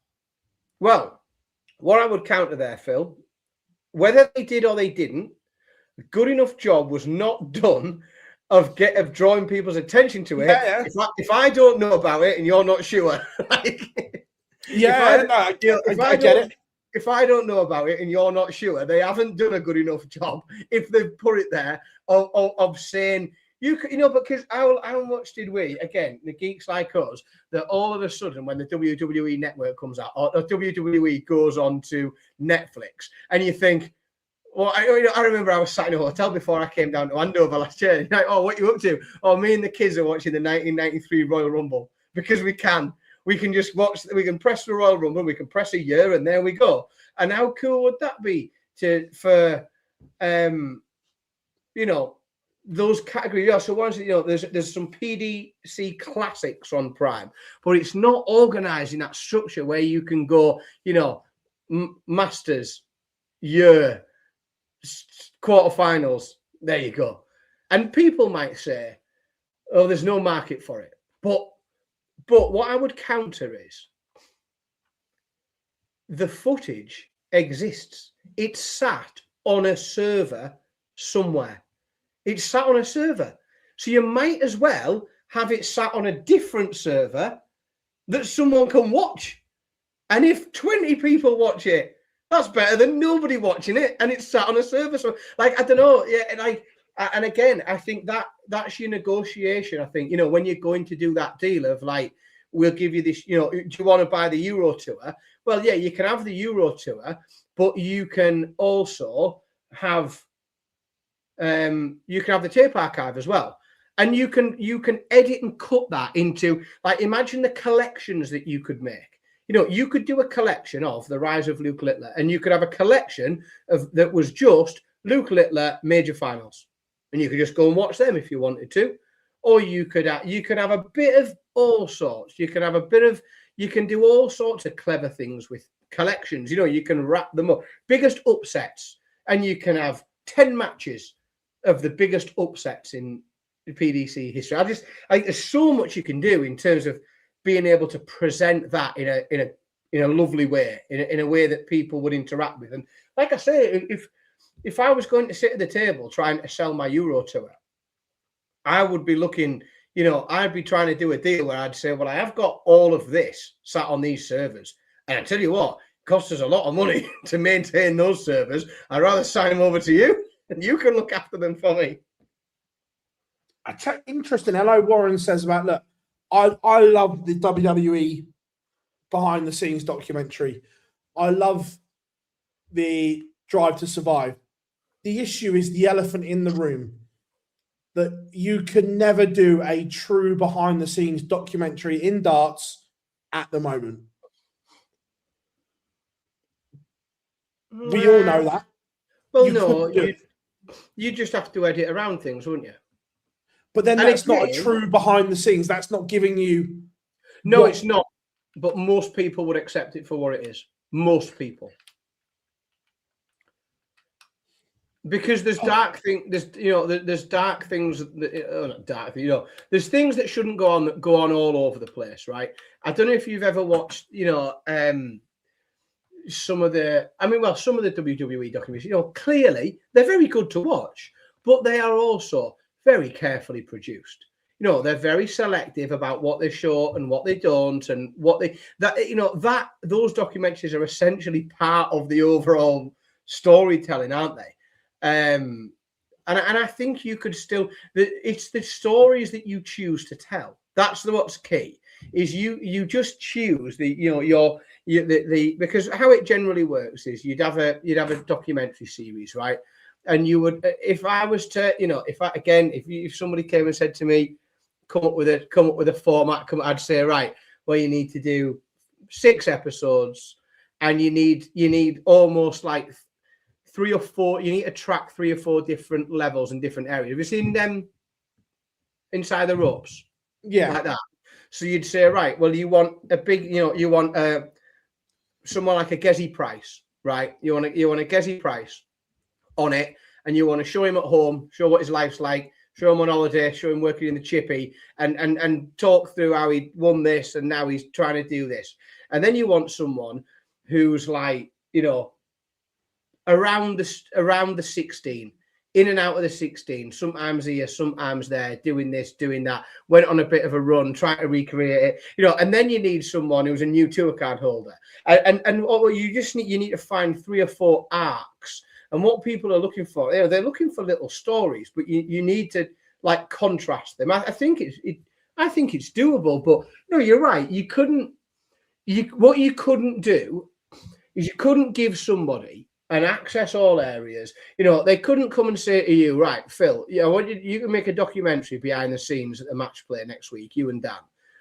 But we don't want to retain, and we're not insisting on retaining any editing rights. Like, you can just go and do what you like.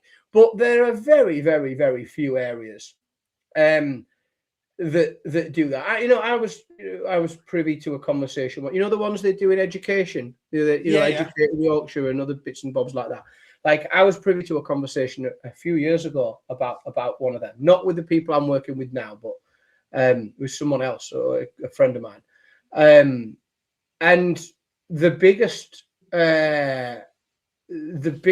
topic of conversation there was who retains the rights to the edit at the end, and who has what say at the end, and who, and the PDC can never allow anyone to make anything that involves somebody going behind the hockey, if you like, behind the scenes.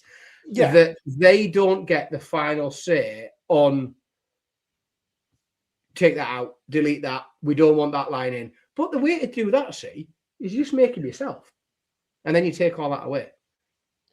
You just set up a little documentary division of the PDC's production company, and you make one on all the different sports. A bit like the PD. Is it a bit like the Matchroom documentary we saw on Netflix? Like, we've seen it done, haven't we? Yeah, it can be done. I agree, but like, there's times when that someone has over practiced and they've gone, how's he gone from averaging that to that? Quite obvious, but but you wouldn't see that in the documentary because you're hiding it. You're hiding the elephant in the room. And I get why. There's an easy way around this. And I said this at the time. After Saudi, they missed the trick. They could have pulled the trigger after Saudi. When they all went up there and done it, they could have pulled the trigger. No. You can't. They could have. No, they could have done. You could have done it at any point in the last 10 years. You can't pull the trigger on that now. I tell you what there is, Phil, in my opinion, right? And he's just popped up. Mace's popped up in the chat room. He's going to see us next Monday. He's coming up to see us next Monday. Yeah, Mace, be interesting to hear his view on this. But I genuinely believe that, first of all, the job will be done for you if you're patient enough. Because I think it's going to take a generation. Because what you've got now is you've got players who are coming through. All of the best players that are coming through aren't coming out of pubs. Yes, sometimes they play in pubs, but all the best players aren't coming out of pubs. They're not coming from pub culture. What they are coming through is academies, and that's where they're learning to play darts, and that's where they're becoming comfortable playing darts. Yes, they might play a lot of games in pubs and places with bars and other things, but they are becoming very comfortable and in the habit of competing in that academy environment. And I think if you're patient enough to wait, the job almost does itself for you within not a generation as in a lifespan, a generation, a cycle of, in 10 years time, when the tour is full of people that have come through academies, the job is much, much easier, because what you will have then tour card holders who have, for their entire time playing darts, learned to play darts and in different environments. Whereas there are a number of players that can only play darts in one way. And that's what hurts you. I thought that until I went to a dev tour not so long ago. And it was embarrassing. It was embarrassing. I thought that until I went to a dev tour. Well, and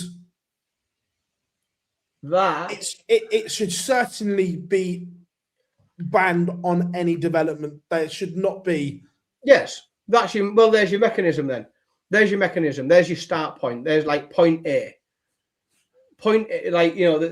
Step one, start there at the dev tour and say, right, at the dev tour, this is how it is. Yeah, 100%. There's step one. Because again, you are contributing to that. Again, that's not going to happen, but you are you are moving it forward, aren't you? You're moving it forward a few years, because those players again will come through and then come out the other side used to playing in a certain way, and you'll always have the ones that as soon as the opportunity takes them, they'll think, oh brilliant, now I can do this. True story about the dev tour, and Anthony's in the chat room and he was probably there. We heard about it because I'm sure we were in Dortmund. So this is when Luke was on the dev tour still, before he had his card, I think, or he was certainly on the dev tour. He obviously was below the legal age, and there were certain players and players' representatives that were convinced he was participating because of the numbers he was hitting. He was breathalyzed by the authorities on that day, not a drop, and they were to go back between their tails between their legs. So people say about breathalyzing them, it has been done and should be, certainly at that age. Yeah, the challenge with the dev tour, I suppose, is that, and I think it's what Mace mentioned there, is that you've got players that are playing in different codes, aren't they? You know, there are players that play on the dev tour and the pro tour, and I suppose you've got them playing in one environment and in one way, and another environment in the other. There's an easy way to solve that. If you've got a card, you can't play on the dev tour. Well, I think, you know, we've always said that. There's an easy solve to that. Again, I feel like we're solving problems easy today. We're making very quick decisions on lots of this stuff. Yeah, that works for me as well. Like we talked about changes I'd make. There's another one. If you've got a card, you can't play on the dev tour. Allow people to develop. You've got loads of pro tour events to go and develop on.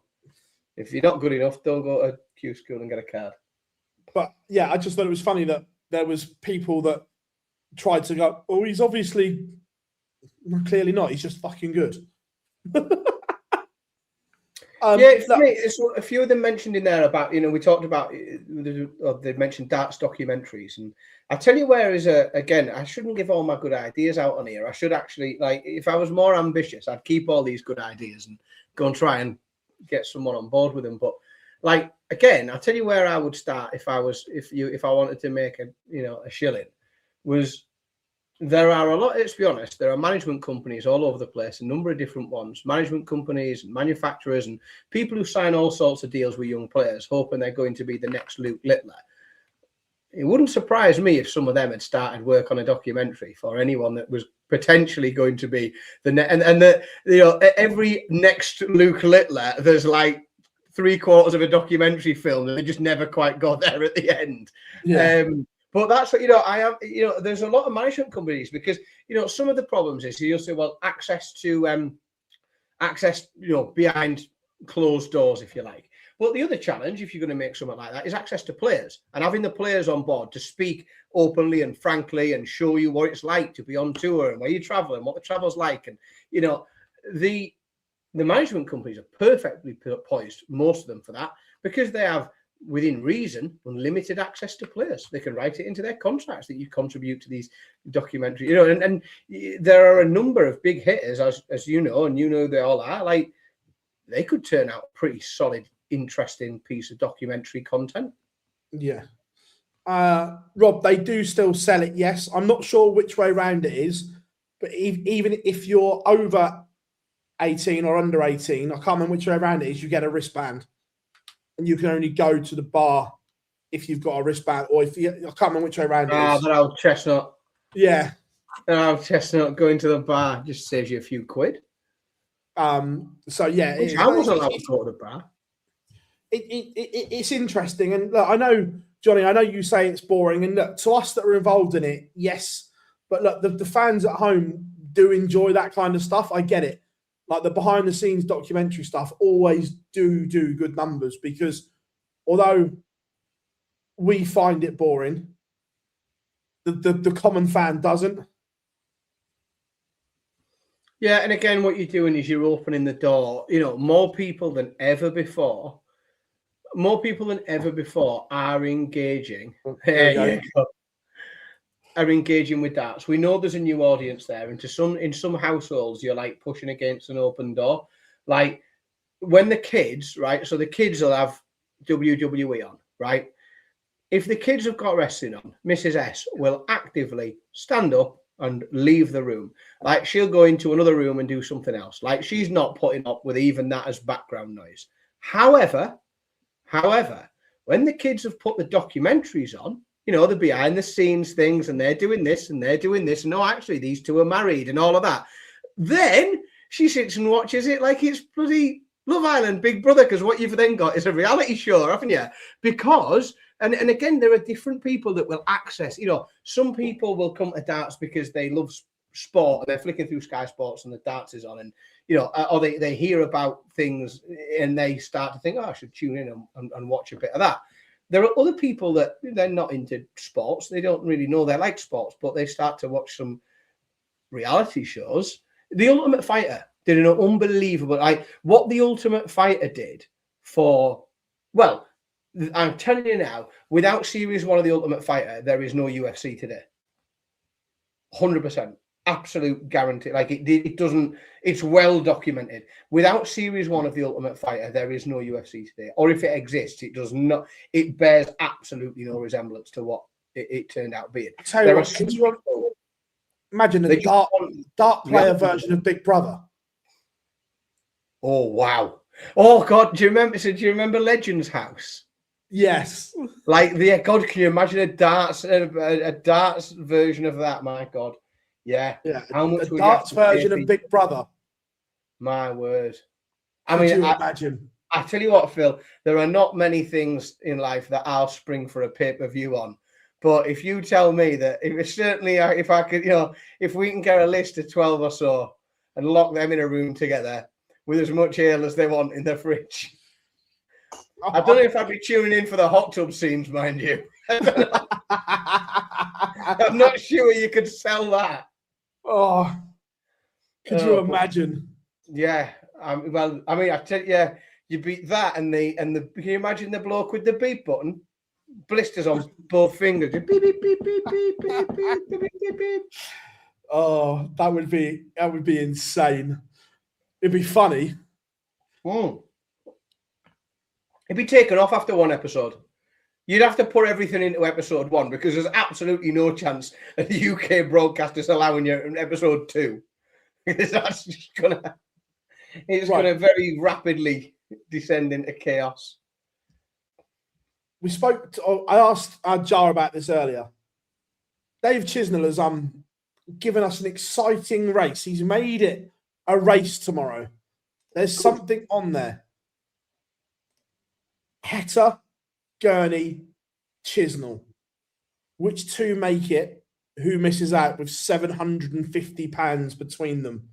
Do you know, it's so hard, isn't it, Phil? Because some of the pro tours are, I mean, you know, like they're a complete lottery. I mean, look at the last 8 today, right? Great talent, right? Great talent. But most of them aren't involved in the match play race. So the big money that's getting picked up, you know, you've got some lovely players in there, really good talent, but you've got deep runs to quarterfinals picking up good money from David Sharp, Tom Sykes, Christian Kist, Charlie Mamby, Daniel Ayres. Like, they're not in the mix. So what it tells us, because we know this, they're a lottery. So you could end up with all of the players that are in the mix of the match play going out in round number 1 or round number 2, where no one makes enough money for it to be different or to make an impact. Or you could have them all in the quarterfinals playing each other. Let's just hope that when the draw comes out tomorrow, there is some opportunity within that draw. Because surely, well, the perfect scenario is that deep in that tournament, Dave Chisnell bumps into Daryl Gurney, Damon Heta, and they play for a spot. That's what everybody wants, isn't it? Everybody wants that. And if Chisnell gets beat, then he's been beat. But you want a bit of peril going into it. And there is, like, it is close enough that Chizzy can make it. And he's been playing all right. Semi-final today. He's throwing better darts than the others. Certainly on very recent form. The problem is, Warren, I agree that he is playing well, Kim. But the issue is he's got to make a semi-final to bridge that gap without the others adding to it. Yeah, that's the problem. Is he needs everybody to lose. The gap's too big. And I agree, he's playing probably the best darts he has in 6-7 years. But I just think that gap is too big. It's mathematically possible, but it's highly unlikely. Correct. So he is in the race mathematically, but the things that need to happen to accommodate that are too big for me. Any one of those things, you could sort of say, yeah, that could happen. Kim Ibrix makes a semi-final. That could happen. Damon Heta goes out first round. That could happen. But you start to layer up that you need 3 and 4 things to happen. You think it's very unlikely that they all happen on the same day. It's much more likely that Chizzy has a decent run, Gurney and Heta go out fairly early, and that could be enough. Yeah, but I'm glad we've got a run. That's for sure. I'm glad we've got something to go at tomorrow. Here's one for you. I can't remember who I spoke to about this. It was recently. I want to get chat room, your opinion as well. The Pro Tour. What would you say if I said, get rid of the seedings, it's just an open draw? Yes. Yeah, why not? It's a lottery, isn't it? No seedings on the Pro Tour. 128 names. Generate. There's your boards. Yeah. Well, oh my word. Spain have scored in extra time. Who has? Spain have scored in extra time. Fairs. Oh, Big Ronnie's not going to be happy. Yeah, absolutely fine. It's a lottery anyway, and half the time the people that would be the seeds aren't even there. So then half your seeds that are seeded aren't actually your seeds if you were doing it properly. It's just the lads that happen to be there. So yeah, 100%. Why not? Yeah, I don't dislike it. I think it would make it interesting. Is the thing, like, but you say like the Pro Tour seeds are obviously a little bit different because Wessel seeded 1 for the Pro Tour, Ross Smith 2, Gerwin Price 3. So like it just like Gary Anderson's dropped out the seeds. He got James Wade in round 1 today. Could you imagine some more of that where it's like no protection? Well, yeah, and because then you're going to have sections of the bracket where players are going to be, players lower down the rankings are going to meet each other, and opportunities are going to be created for them to pick up some extra money and for the rankings to mix around a little bit. And I think we'll see some perhaps debuts at Minehead each year. We'll see more debuts at Minehead because more opportunities to pick up some money here and there, more seats going out, but the best players will still be there at the end. Yeah, absolutely. 100%. Yeah, right. I'd get behind that. I like it. Right, we got 5 minutes of question time. Remember, if you haven't yet, drop us a like and subscribe, everyone. Live Lounge live next Monday night. We cannot wait. And we've already think we're going to have a curry afterwards as well, Dan, aren't we? Absolutely. Yeah, I can't wait. I'm very much looking forward to it. It's going to be... I had to check with Dan to make sure places deliver late enough because round here, trying to get a delivery after 10 o'clock is hard work. Oh, we're all right, mate. We're in civilization here. We're okay. But no, so we're I can't wait. It's going to be busy next week. Good fun. I've been glad to see everybody. We've got some good beers on. It's Camera Club of the Year. Don't forget, reigning champions, best club in Britain. So the beer's really good. I think there's about how many? I think there's about 7 different ciders on at the minute as well, because we've got a little bit of a cider. Mace will be loving that. 7. Yeah, we've got a little bit of a cider festival going on. So I think there's about 7 different ciders on. Some decent, like I know the menu of the handful relays is pretty solid this for the next week or so. So yeah, everyone that's in is going to be able to have it's certainly a nice few beers. We'll be controversial question. Are you a Coke place or a Pepsi place? Pepsi. And cherry Pepsi Max on draft? Cherry Pepsi. Do you know cherry Cherry Pepsi Max in a can. That'll do. Cherry Pepsi Max. Cherry Pepsi Max is available. We do have cherry Pepsi Max. And the reason I know that is because when I went to watch the England match last week, that's what the kids drank all night, was cherry Pepsi Max. Yeah, we've got a bit of everything. One of each. Going for one of each. That's fine. We've lined them up.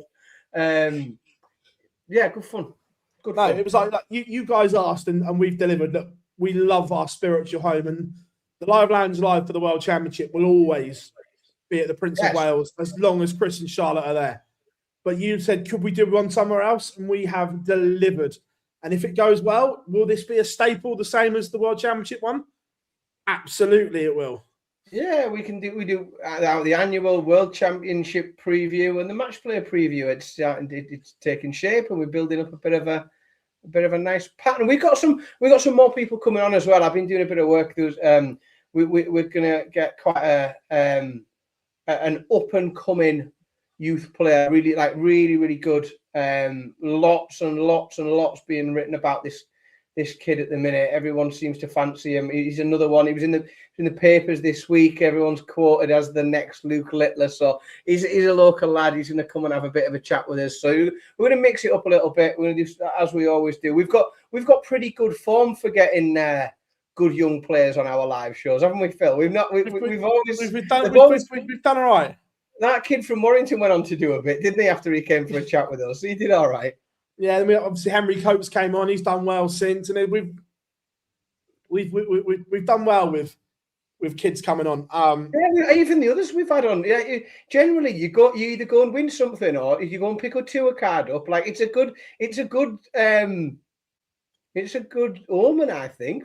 Tom Sykes picked his tour card up, didn't he? After he came on for a chat, everyone seems to do well afterwards. Yeah, 100%. I tell you what, I've absolutely loved tonight's show. It was a little bit disjointed with Dan getting called to a meeting, but we muddled through. I'm looking forward to the Live Lounge Live next week, but we have so much to come up in the next few weeks. Obviously, tomorrow, the climax for the race to the wonderful Winter Gardens. Euro Tour at the weekend. Live Lounge Live. Then we are fully in Blackpool mode. Dan is sorting out the rota. Fallout Bars will return as well. You name it. We have you covered at the World Match Play. So if you haven't yet, make sure you give us a follow on whatever platform you are on, whether that be Facebook, Instagram, X, TikTok, Blue Sky, Threads. If you're on it, you will find us. You name it, we're on it. I don't even know what half of them are. I even set up a Truth account when that's Donald Trump's social media platform. Brilliant. We don't use it, but we've got an account. Does he follow us? Probably not. we are definitely on more platforms than I've got apps. 100%. 100%. And whenever Phil and I are at a live event, he tells me we need something putting up on this. And I'm like, I haven't got that app. I'm going to have to download that. Download the app. How do you get a TikTok? Oh, shit. I'm going to have to set one of them up now. So Dan has to download TikTok and we can... I downloaded TikTok for the week of the Match Play last year, and I have not logged into it since the Match Play last year. However, you'll be logging into it on Friday. Absolutely. I'll be back in it. What T-shirt did I wear last week, Rob? I can't remember. Truth I had on it. The Texas barbecue one. Oh, yeah, it was. I did have a True Texas barbecue one, yeah. But we can't wait to be in the same room with each other next week, bringing you the Live Lounge Live from the Billingham Catholic Club. It's going to be good. This will be available as an audio only in the morning from all good podcast providers as well. But until then, we will be live 1 p.m. the race for the Winter Gardens. Make sure you join us.